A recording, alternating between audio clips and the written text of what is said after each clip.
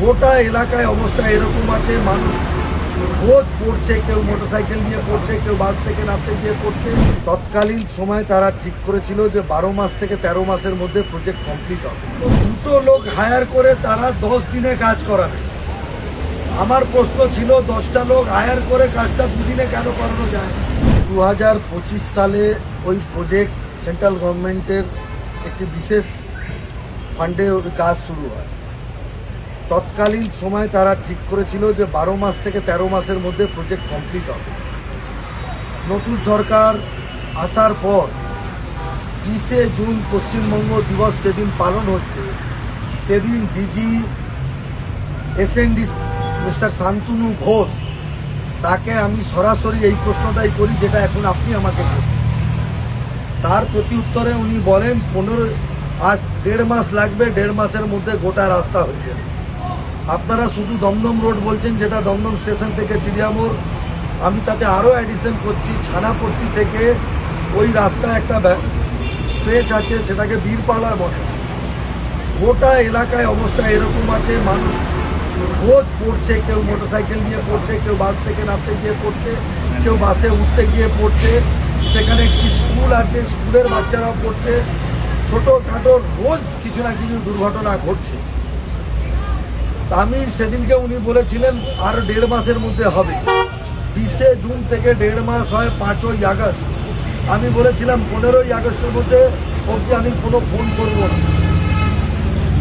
তারপরে 1 মাস পরে ফলো আপের জন্য একদিন বড় একটি মিটিং হয়, তিনি তার ডেপুটি সৈকত সাহাকে পাঠান। একই প্রশ্ন করাতে তিনি বললেন 15ই আগস্টের মধ্যে আমরা পারবো না, খুব দ্রুততার সাথে করলেও সেপ্টেম্বরে 3-4 তারিখ হবে। সমস্যা এমন জটিল, আর তারা আরো বেশি জটিলতা দেখাচ্ছেন নিজেদের শুধুমাত্র একঘেয়ে স্টাবার্নেসের জন্য। তারা বলছেন যেখানে ম্যান পাওয়ার হায়ার করতে হয়, তো দুটো লোক হায়ার করে তারা 10 দিনে কাজ করাবে। আমার প্রশ্ন ছিল 10টা লোক হায়ার করে কাজটা 2 দিনে কেন করানো যায়? কিন্তু তারা কারোর কথা শোনেন না। কর্পোরেশনের বিভিন্ন আধিকারিকদের সাথে কথা বলে যা বুঝেছি, এটা এমন একটা ডিপার্টমেন্ট, গোটা ডিপার্টমেন্ট নিজের মতো করে চলে। তারা টাইমলাইন নিজেরা ঠিক করে, নিজেরাই কোনোদিন টাইমলাইন মেনটেন করে না। তাদের এই জেদাজেদির জন্যে হাজার হাজার মানুষ রোজ কষ্ট পাচ্ছে।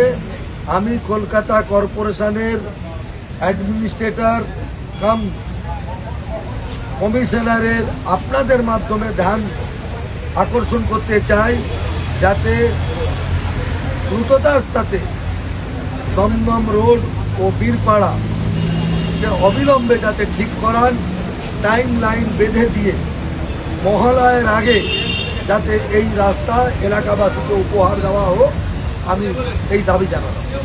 আর একটা বাইরে প্রশ্ন করি যে কুণাল ঘোষ একটু আগে কলকাতা কর্পোরেশনে গিয়েছিলেন, বলছেন আপনাদের ডিলিমিটেশন বিল পাস করালেন, তার সঙ্গে সর্বদল বলতে পারেনি, কোনো আলোচনা হয়নি। হ্যাঁ, তাহলে কি করে এটা হচ্ছে? কুণাল ঘোষ একটি পার্টির মুখপাত্র, তিনি সাংসদ ছিলেন। যদিও সাংসদ থাকাকালীন অবস্থায় চুরির দায় তার দল তাকে গ্রেপ্তার করেছে, ওই জন্য পুরো কার্যকালটা তিনি করে উঠতে পারেন, তাই নিয়ম কানুন পুরোটা তিনি জানেন। মাননীয় মুখ্যমন্ত্রী যদি বক্তৃতাটা শুনতেন, তাহলে তাকে কর্পোরেশনে যেতে হতো না। কর্পোরেশন একটা পার্ট, ইউডিএমের যে এখতিয়ার আছে, কলকাতা কর্পোরেশনের যে 1980 অ্যাক্ট সেকশন 601-এ এখতিয়ার আছে, অ্যাডিশন, ডিলিশন, অল্টারেশন করার এখতিয়ার আছে। এবং সর্বদলীয় বৈঠক কলকাতা কর্পোরেশন নয়, সর্বদলীয় বৈঠক ডাকার কাজ নির্বাচন কমিশনের। যেই মুহূর্তে এই বিলে রাজ্যপাল সই করবেন, এটা আইন হবে, তারপরে খসড়া বেরোবে, তার ভিত্তিতে নির্বাচন কমিশন অল পার্টি মিটিং ডাকবে। পরবর্তীকালে আবার যখন ফাইনাল হবে, আরেকবার অল পার্টি মিটিং হবে। সুতরাং আমি আপনাদের মাধ্যমে কুণালবাবুকে জানাতে চাই, একবার নয় দুবার অল পার্টি মিটিং হবে, চিন্তার কোনো কারণ নেই।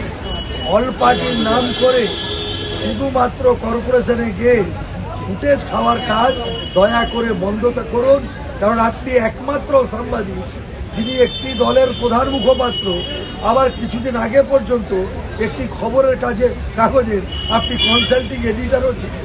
এ বিরল অধিকার এ জামানায় কেউ পায়নি। আবার আপনারা এই গদি মিডিয়া বলেও দাবি করে থাকেন। বাংলার মানুষ সব দেখছে। দেখুন স্যার, দুটো ছোট্ট আর মুখ্যমন্ত্রী ঘোষণা করলেন যে আপনাদের 30,000 টাকা করে দেওয়া হবে নেতাজি সুভাষচন্দ্র বসু নামাঙ্কিত সেবা কেন্দ্র এবং ছবি লাগাতার। অনন্ত মহারাজের মন্তব্যের পর এই ধরনের সিদ্ধান্ত কি কোথাও রাজনৈতিক শক্তি আছে মনে করেন? যারা লোকসভার সাংসদ আছেন, রাজ্যসভার সাংসদ আছেন, তাদেরকে অফিস চালানোর খাতে একটি টাকা দেওয়া হয়। পশ্চিমবঙ্গের বিধানসভার সদস্যরা এই সুবিধা থেকে বঞ্চিত ছিলেন এতদিন। মাননীয় মুখ্যমন্ত্রী সেই সুযোগ করে দিয়েছেন। এই সুযোগ যখন ছিল না, তখন থেকে আমার অফিস চলছে, প্রায় তার বয়স 90 দিন। আমরা যারা বিধায়ক জিতে এসেছি, মাননীয় মুখ্যমন্ত্রী ঘোষণা করলেন, কেন্দ্রীয় পার্টির সিদ্ধান্ত ছিল প্রত্যেক কটা বিধায়কদের এলাকাবাসীদের পরিষেবা দেওয়ার জন্য বিধায়ক কেন্দ্র খোলা। ইতিমধ্যেই আমরা খুলেছি। তিনি বললেন সমস্ত বিধায়কদেরকে যেটা করুন, তাতে আপনারা মানুষের পরিষেবা দিতে পারেন। আর পশ্চিমবঙ্গে প্রত্যেক বাঙালি নিজেকে নেতাজির সাথে রিলেট করে। নেতাজি আমাদের কাছে গৌরব, নেতাজি আমাদের কাছে অহংকার। এই সেবা কেন্দ্রের নাম নেতাজি নামে করাকে আমরা স্বাগত জানাই এবং গর্ববোধ করি যে নেতাজির নামে এই প্রকল্প ঘোষণা করা হবে। আরো ভালো ভালো খবর দেখতে সাবস্ক্রাইব করুন বাংলা হান্টের ইউটিউব চ্যানেল।